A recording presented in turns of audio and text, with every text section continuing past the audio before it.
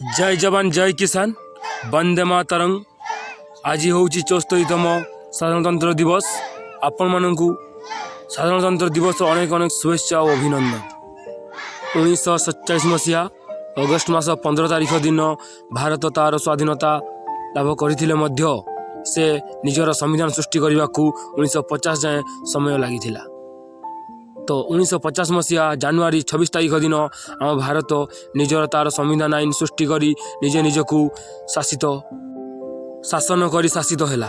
जितेबले साधारणतंत्र दिवस किंबा स्वाधीनता दिवस आसी जाए से समय जी जो धर्म होते समस्ते निज धर्म भूली समस्ते भारत को भल पाती, भारतर जातीयता को भल पाती, भारतर तिरंगा ध्वजा को भल पाती आ समस्त धर्म हो जाए से भारतीय एवं तार चिन्ह रही है तिरंगा।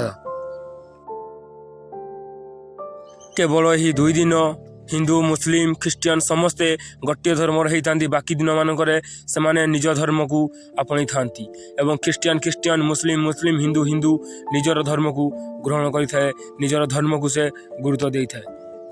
आपण मैंने जदि निज धर्म को गुरुत्व जमी देउछंती सेहीपरि भाव में भारत को सेमिति जातीयतार एकता सबुदिन रखिए ताहले हुए तो आम देश भातृभाव आ विच्छिन्नतारू मुक्ति पाइब, जहाँकि आम देश को अलग करिवारे पूरापूरी भाव में लगी पड़ी। से सबू आमर देश दूरे रहिबो।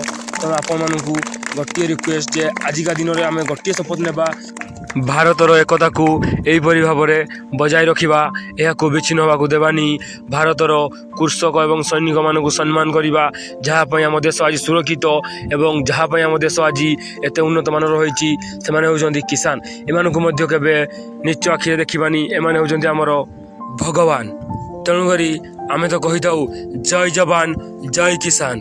तो मोर यही वीडियो बहुत लंबा हो गलानी से मुझे शेष करुच्ची।